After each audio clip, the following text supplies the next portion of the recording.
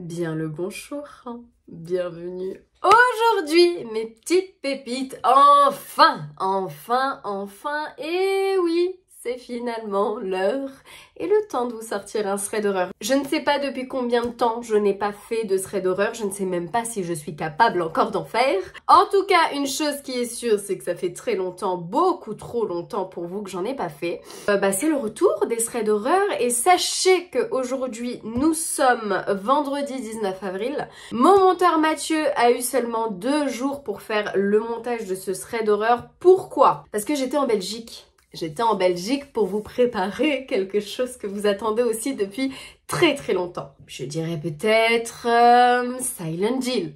Silent Hill, maison hantée, abandonnée quelque part, urbex, ça vous parle ou pas mes pépites? Donc voilà, j'étais occupée cette semaine avec l'aller en Belgique. Aujourd'hui, c'est mon anniversaire. Nous sommes le vendredi 19 avril. Merci, arrêtez, merci. J'entends vos souhaits d'anniversaire jusqu'ici. Merci beaucoup. Donc, j'ai préféré mes pépites repousser mon anniversaire à demain, comme on vient d'arriver en fait de Belgique. Je me suis vite maquillée, vite coiffée. Je me suis dit, il faut à tout prix que je tourne le thread d'horreur, mais je n'ai pas le temps d'inviter mes proches pour fêter mon anniversaire. Du coup, ça sera demain, d'accord? Mes pépites avant tout le monde, ok? Ah oui, pardon, petite précision, je vous ai choisi 3 histoires, pas 4, pas 5, pour la reprise, etc. Je sais pas si c'est les histoires, non, il y a eu plus flippant sur les threads, mais voilà, j'ai vraiment pas eu le temps de vous préparer un thread d'horreur vraiment terrifiant. Et aussi, je vois flou maintenant de près. C'est très compliqué pour moi de lire les mails sur mon téléphone. En fait, je vois tout flou, j'ai bousillé mes yeux. Donc, il faut à tout prix que j'aille chez l'ophtalmo. Je sais que ça fait un moment que je vous le dis. Mais écoutez, le quotidien fait que tout s'enchaîne. Je ne comprends plus rien, moi. Donc, voilà, très compliqué pour moi de lire les histoires. J'espère qu'elles vous plairont quand même. Moi, elles m'ont plu. En tout cas, on se retrouve dans les commentaires pour commenter. Allez, on perd pas une seule seconde de plus. Et c'est parti pour la première histoire.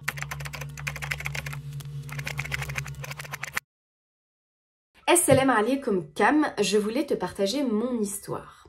Il faut savoir que je n'ai jamais vécu d'histoire paranormale avant ces faits-là. Mes parents m'ont éduquée dans le plus grand athéisme. Je n'étais pas particulièrement dans la religion, mais j'ai commencé à m'y intéresser dans l'adolescence sans jamais le faire rigoureusement.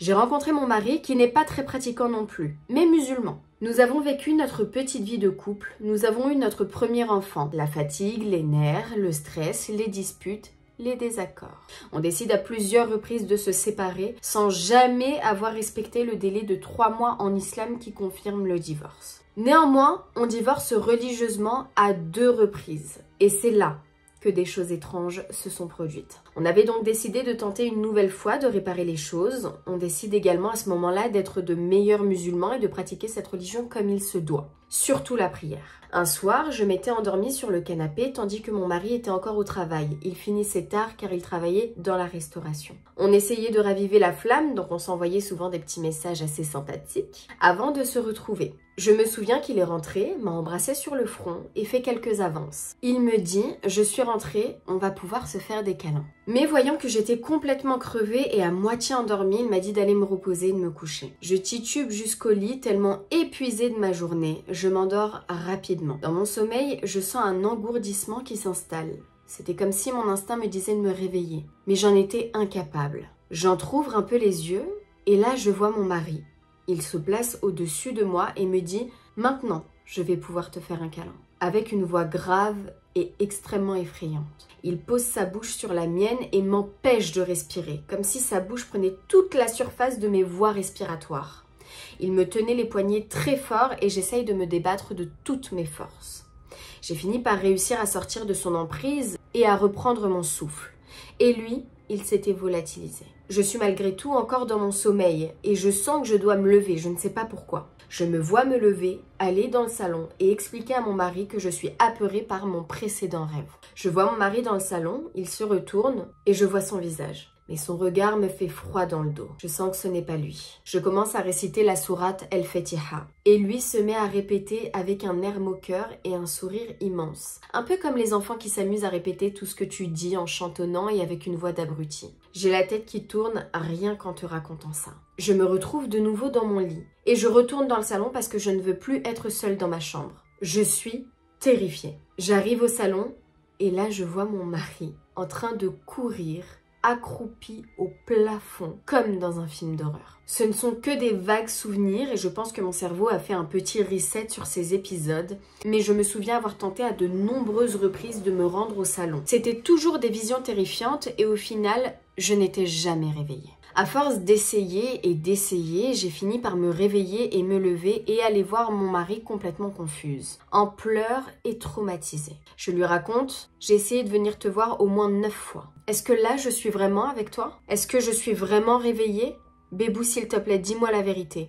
Me fais plus peur, je t'en supplie. Pourquoi 9 fois? Je ne sais pas, mais c'était le chiffre que j'avais en tête. Le pauvre, il ne comprenait rien, il essayait de me rassurer comme il pouvait, mais il m'affirme qu'il ne m'a pas vue une seule fois et que c'était sûrement un mauvais rêve. Et pourtant, tout était si réel. La lumière émise par la télé, le bruit de la télé, mon appartement, mes sensations de me lever, de marcher, de parler, d'étouffer. Tout était vraiment une copie conforme de la réalité. Évidemment, les nuits suivantes, j'avais super peur. Je voulais mettre le Coran sur mon téléphone à côté de mon lit. Ça se coupait à chaque fois. Quand je priais, j'avais la sensation d'étouffer, que quelque chose me tirait la tête quand j'étais en prosternation. Je sentais certaines nuits cet engourdissement revenir dans mon sommeil. À force, j'arrivais à me réveiller avant que ce soit trop lourd. Par la suite, mon mari aussi a fait énormément de cauchemars et de paralysie du sommeil. Mais grâce à Dieu, nous n'avons cessé de prier et demander à Dieu à chaque prière la protection d'Allah. Nous nous sommes beaucoup renseignés sur les djinns et on en a déduit qu'ils n'étaient sûrement pas d'accord avec notre rapprochement de la religion. Il voulait qu'on aille au bout de notre divorce car la 3e fois aurait été la dernière en islam. Aujourd'hui, alhamdoulilah, tout est rentré dans l'ordre et je vis une relation harmonieuse et paisible auprès de mon mari et de mes enfants. Mais je crois que cette expérience me restera jamais gravée dans la mémoire et quelque part ce n'est pas plus mal. Quand on sait à quoi on a affaire, on est plus à même de le combattre. Voilà, j'espère que ça n'aura pas été trop long et suffisamment clair, mais c'est vrai que mes souvenirs sont flous et surtout, je sens un truc se passer lorsque je t'écris, comme si ma mémoire s'embrouillait encore plus. Prends soin de toi et que Dieu nous protège tous du mal. Amin. Et bien voilà, première histoire. Ok, moi elle m'a plu. Elle m'a plu cette histoire, surtout le moment, vous voyez, où elle dit que son mari marche au plafond accroupi. C'est pas mal ça, c'est une vision d'horreur assez sympathique. J'ai beaucoup aimé cette histoire, pourquoi? Parce que j'aime beaucoup les histoires où on prend forme de quelqu'un d'autre. Je sais pas si, enfin, le djinn prend une forme humaine, et encore pire quand il prend une forme humaine, la forme humaine de votre proche pour vous tromper encore plus, et là c'est encore pire, c'était pour abuser d'elle carrément. Bon, les djinns amoureux sont prêts à tout, finalement. Les djinns amoureux, ça arrive à beaucoup de personnes. Après là, ce qui est bizarre, c'est que j'ai pas l'impression que c'était un djinn amoureux parce que ça n'a pas duré longtemps. Je sais pas. L'interprétation de la pépite, elle, c'était que le djinn ne voulait pas qu'elle soit dans la religion avec son mari. C'est possible. C'est possible. Après, ce qui m'a fait énormément flipper aussi dans cette histoire, c'est le fait qu'elle raconte qu'elle revenait toujours dans le salon et qu'elle voyait son mari comme ça avec un sourire en fait hyper malicieux et qui répétait la sourate El-Fatiha. Je me suis imaginé la scène et c'est horrible. Je sais pas si vous avez vu le film d'horreur que je vous déconseille à tout prix, mais j'ai vu un extrait. En fait, c'est un film d'horreur qui est sorti il y a pas longtemps. Je crois que c'est un film d'horreur turc qui est sorti.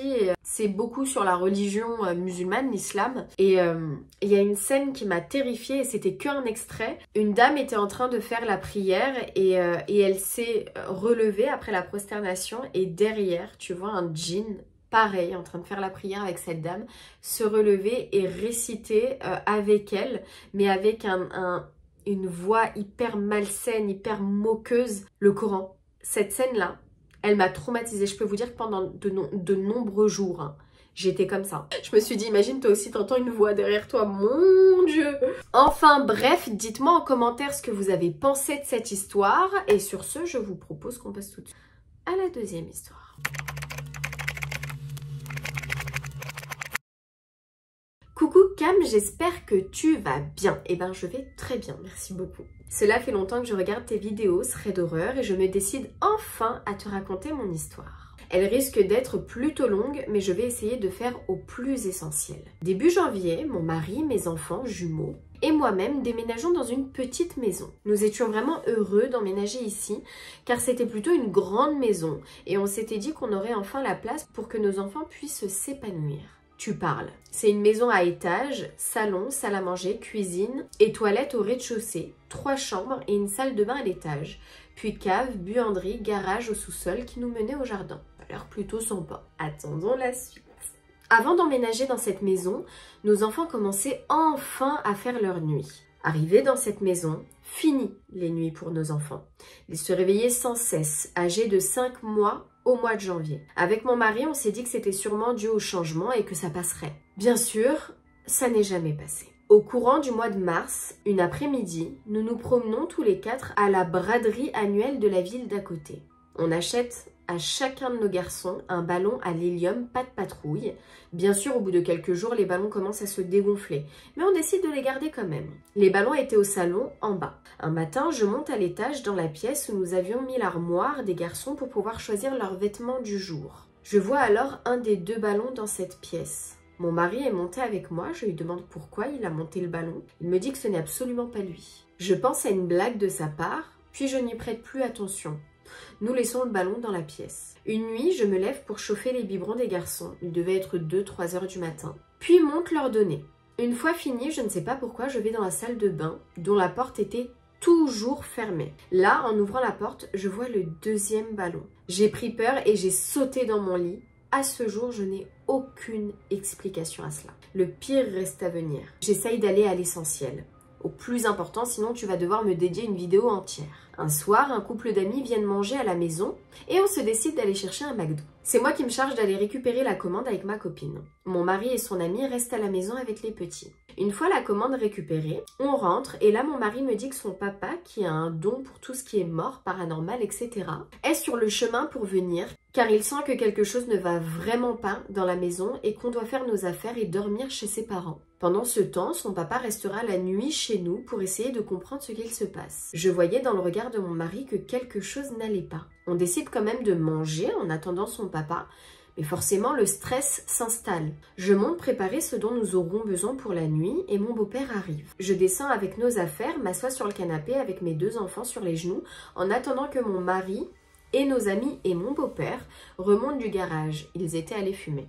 Là, le manche de mon aspirateur se déclipse tout seul de son attache et tombe. Je commence à avoir le cœur qui bat à 1000 à l'heure, mais je ne dis rien. J'ai mes enfants dans les bras. À côté de moi, sur le canapé, il y avait une des 2 housses du cosy qui était posée. Quelques secondes après le coup de l'aspirateur, celle-ci se met à se déplacer toute seule à côté de moi sur le canapé. J'ai hurlé de peur et je suis descendue en courant avec mes 2 enfants dans les bras chercher mon beau-père. Tout le monde est directement monté. Mon beau-père nous a regardés et nous a dit qu'il est temps qu'on s'en aille, car ça ne va que s'empirer. Je pense que le fait qu'il soit venu et qu'il puisse entrer en contact avec les entités, ça ne leur a pas plu du tout. On saute dans la voiture avec nos affaires, on fait marche arrière et mon mari s'arrête devant notre porte d'entrée. Il me dit qu'il a oublié son paquet de cigarettes et qu'il va vite le récupérer. Une fois revenu dans la voiture, il m'a expliqué qu'en voulant entrer dans la maison, c'est comme si quelque chose le repoussait à la porte d'entrée. Comme s'il avait dû forcer pour pouvoir avancer dans la maison. Puis, il me raconte l'impensable. Tu sais, quand tu es parti chercher McDo,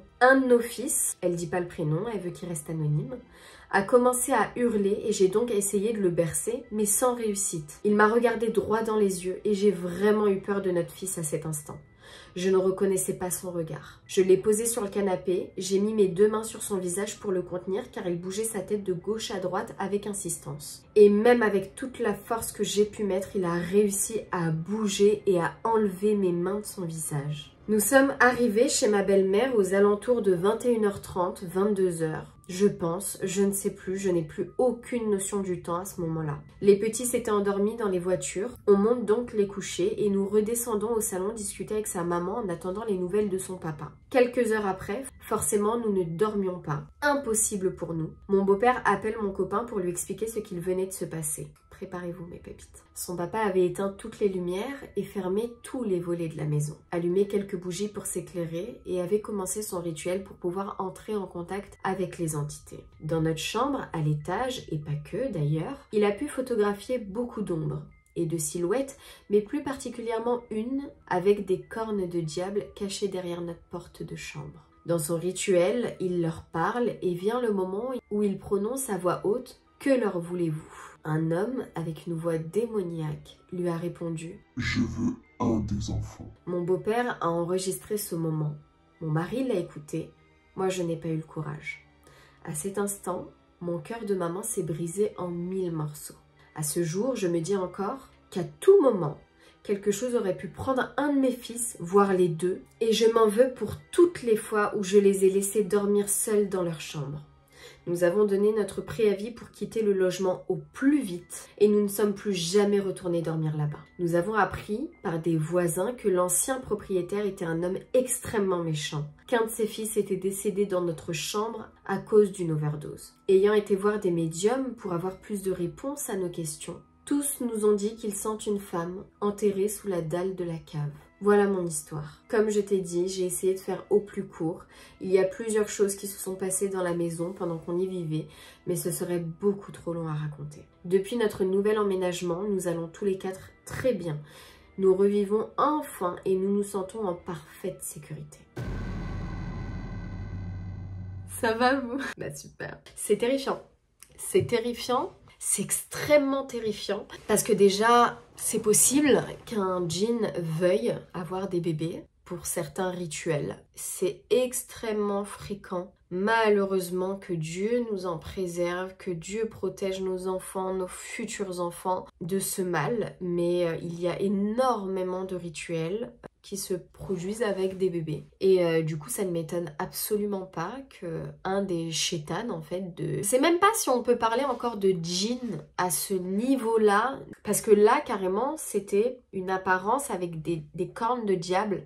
Donc, je pense plus que c'était un chétan, en fait, que c'était un démon. Je ne sais pas. Donnez-moi votre avis dans les commentaires, mais ça ne m'a pas étonné qu'ils disent qu'ils voulaient un des bébés. Je sais pas si vous avez vu ma vidéo sur les enfants Zouri, mais pour retrouver des trésors, eh ben, les djinns demandent à avoir des enfants Zouri ou alors bébés Zouri. Et en fait, ces enfants-là ont des particularités physiques et en fait, ils sont extrêmement rares. Donc du coup, ils sont extrêmement demandés, capturés, kidnappés pour les rituels. Je ne sais pas si un de ces enfants, ces garçons, était Zouri. Je ne sais même pas si elle a connaissance des enfants Zouri. Je ne pense pas, étant donné qu'elle n'est pas musulmane. Mais en tout cas, même si ces bébés ne sont pas Zouri, un bébé, c'est très précieux. Et donc, du coup, c'est très demandé. Et quelle horreur. Mon Dieu, quelle horreur. Il n'y a pas de mots pour décrire cette terreur, cette horreur.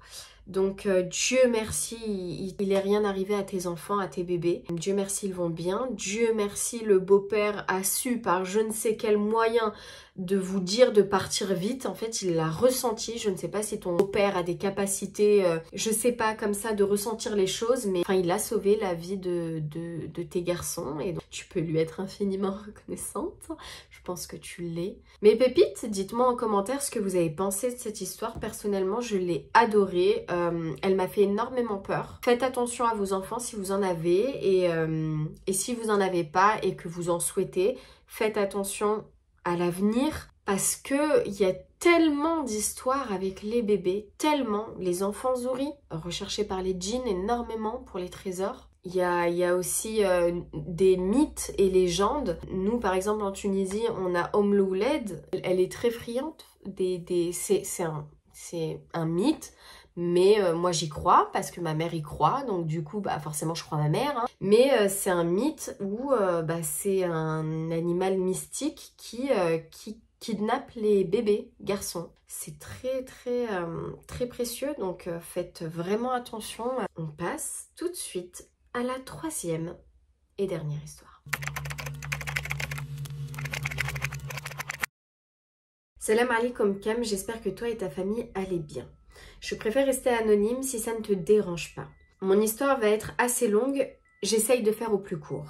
Je décris mon histoire aujourd'hui après une très longue hésitation car tu verras il y a une histoire de famille assez lourde derrière tout ça. Ce début d'histoire, je l'avais complètement oublié jusqu'à très récemment. À mes 8-9 ans, mes parents commencent à parler de divorce. Il n'y avait rien qui allait depuis un bon bout de temps de toute façon. J'ai une grande sœur et un grand frère qui étaient presque adultes et ne se souciaient vraiment pas de ce qu'il se passait. J'ai le souvenir que ma mère était en totale dépression. Elle s'était faite engrainer par une amie pour aller voir un homme qui allait l'aider à soi-disant résoudre le problème avec mon père. Elle m'a emmenée avec elle voir cet homme et dans mes souvenirs, quand j'ai vu cet homme, je ne me suis pas sentie à l'aise. Il avait un air malsain. À l'époque, je ne comprenais pas ce qu'il faisait, mais à l'heure actuelle, je comprends mieux. Il faisait fondre de l'acier qui, soi-disant, allait lui donner des réponses aux questions. Il brûlait aussi de l'encens et il avait beaucoup de babioles. Bien sûr, ma mère le payait et lui, il lui mentait. Elle le croyait car elle était naïve et au plus mal. Garde cette histoire bien en tête car c'est de là qu'a commencé tous nos problèmes. Après cela, mes parents se sont séparés en nous mettant dans une misère pas possible. Je te passe les détails. 4 ans sont passés depuis. Un soir, ma mère dormait, j'avais à peu près 13 ans. Il était très tôt, pas encore l'heure à laquelle je dors, moi. Sa tête donnait sur la porte de sa chambre qui était ouverte. Je passe devant sa chambre pour aller à la salle de bain et là, je vois 2 grands yeux jaunes me regarder à la place de ma mère. Je hurle de peur, je dis « Arrête de me regarder comme ça !» Ma mère sursaute et me demande pourquoi j'hurle comme ça. Et je lui dis en pleurant « Mais pourquoi tu me regardes comme ça, maman, tu me fais peur ?» Elle m'a dit « Mais que non, qu'elle dormait profondément et qu'elle n'aurait pas pu me regarder. » Les années sont passées avec son lot de phénomènes paranormaux qui se succédèrent. Mon père s'est remarié entre-temps. Bien sûr, ma mère a remis la faute sur ma belle-mère, comme quoi elle nous avait fait de la sorcellerie. Pendant toutes ces années, je n'ai rien vécu personnellement. Mais ma famille, si. Entre ma mère qui fait des terreurs nocturnes, qui se réveille avec des traces comme si on l'avait pincé très fort. Mon grand frère qui, seul dans une maison à la montagne, sent une main qui le bouscule dans les escaliers, se relève et regarde et ne trouve personne. Mais une trace de main gigantesque sur le dos, trace que j'ai vue et qui ne semblait absolument pas humaine. Je me marie à mes 20 ans et je divorce à mes 23 ans avec un enfant. Je vis seule pendant presque 7 ans et c'est là que les phénomènes paranormaux ont commencé pour moi. Des portes qui claquent, des placards aussi, la vaisselle qui fait du bruit la nuit, des pas dans les escaliers de chez moi alors que mon fils est chez son père. J'avais l'impression que ma vie était en stand-by, je n'avançais pas, je faisais des rêves très bizarres où des serpents me suivaient. Un jour, ma mère était chez moi et avait mis une ruqya à la télé. Je lui ai dit en criant « Enlève cette merde de chez moi !» sans me rendre compte que ma mère a compris ce jour-là qu'il y avait quelque chose qui n'allait pas. À chaque fois que j'essaye de prier, j'avais l'impression qu'on me retenait par l'épaule et je tombais. Impossible d'écouter le Coran. J'avais des nausées et des sueurs froides. Un jour, je dormais seule chez moi en pleine nuit. J'ai senti des mains qui me tenaient par les cuisses. Il y avait des ombres noires, mauvaises, dans ma chambre. Étant habituée à voir des choses, je n'y prête pas attention. Je me lève le matin et là, je vois sur mon avant-bras des dessins très étranges. L'odeur était très forte. C'était du henné. Je te joins la photo que j'ai prise directement. Si tu regardes bien, il y a un œil et une sorte de bouche de serpent. C'est parti au bout de 2 jours à peu près. Je m'éloignais de ma mère avec qui j'étais très proche. Je l'ai même mis à la porte de chez moi un jour. Que Dieu me pardonne. Après plusieurs essais, ma mère a réussi à me convaincre de faire une ruqya. La ruqya, je l'ai faite en plusieurs fois. Elle durait longtemps à chaque fois, car oui, j'étais possédée par un djinn et il ne voulait pas partir. Alhamdoulilah, avec le temps, tout est rentré dans l'ordre, mais je suis maintenant beaucoup plus sensible à ces phénomènes. Je sens juste en rentrant dans un endroit s'il y a des mauvaises ondes ou des mauvais esprits. Aujourd'hui, je suis mariée et enceinte. J'ai recommencé à faire des rêves très bizarres récemment. Des rêves? Je pense pas. J'ai plutôt l'impression que c'était des apnées du sommeil où j'étais étouffée par une entité où ma couette volait au-dessus de moi, où je me retrouve à réciter Ayat al-Kursi en pleine nuit parce que je voyais des djinns devant moi au salon. Est-ce que les phénomènes sont revenus ou c'est juste le fruit de mon imagination? Affaire à suivre. Est-ce que tu as peut-être voulu dire, au lieu d'apnée du sommeil, paralysie du sommeil? Ça serait plutôt... Parce que apnée du sommeil, alors oui, tu as cette sensation d'étouffement, mais je pense que paralysie du sommeil, c'est plus adapté à ton cas. Oui, il y avait clairement un djinn qui te possédait, hein, franchement, Le Coran, tu pouvais pas l'écouter, t'en avais des nausées, tu n'arrivais pas à prier. Les ruqya, quand elle te la mettait, c'était insupportable pour toi. Oui, oui, c'est clairement une possession. Après, c'est bizarre que ça soit venu sur toi. Ah, peut-être parce que tu as accompagné ta mère, t'as mangé un truc ou il t'a donné un truc, ce monsieur bizarre chez qui vous êtes parti. Ouais, je sais pas. Peut-être que t'as dû faire face à un djinn amoureux, parce que souvent les djinns amoureux, ils cherchent à tout prix à créer le divorce entre la femme et le mari. Donc toi, tu as divorcé. Il a réussi, mais après, tu t'es remariée 7 ans plus tard. Et souvent, quand t'as un djinn amoureux, il t'empêche de te remarier. Je ne sais pas. Franchement, je ne sais pas. Alors oui, c'est un cas de possession. Le henné sur l'avant-bras, ça ne s'invente pas, les pépites. On en a parlé plusieurs fois dans les threads d'horreur.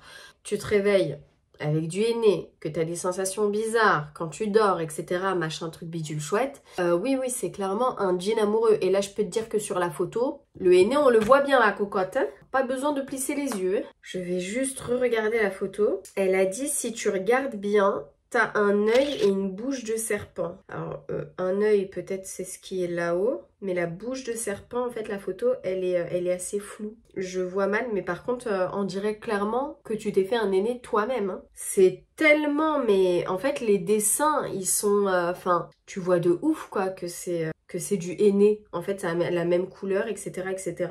C'est parti au bout de 2 jours. Oh, t'imagines, tu te réveilles avec ça? Bah, Dieu merci, ta mère t'a convaincu de faire une ruqya et que tu l'as écouté. C'est sûrement ce qui a sauvé ta vie, parce que vivre avec un djinn amoureux, personnellement, je l'ai jamais vécu. Moi, elle n'était pas amoureuse de moi, la djinnia, et Dieu merci. Mais je peux te dire que ça, déjà, je l'ai mal vécu. Alors, un djinn amoureux qui vient abuser de toi et tout, machin, non merci. Merci. Que Dieu nous en préserve. Voilà mes pépites, ce thread d'horreur est terminé. J'espère qu'il vous a plu. N'hésitez pas à me lâcher des likes, vraiment, pour me montrer que ça vous plaît, qu'il y a le retour des threads. Montrez-moi un petit peu le fait que vous soyez content, quoi, tout simplement. Ça y est, je prends l'accent un petit peu belge, parce que j'ai passé 2 jours en Belgique. Non, je suis très contente pour le retour des threads. J'espère que vous aussi. N'hésitez pas à me dire en commentaire quelle histoire vous a le plus plu. Si t'es resté jusqu'à ce moment de la vidéo, mets-moi en commentaire le mot crème. Tu te démerdes. Moi, je t'embrasse très très fort. Je te dis à très vite pour une prochaine vidéo YouTube. Et surtout, ne regarde pas derrière toi. Oui.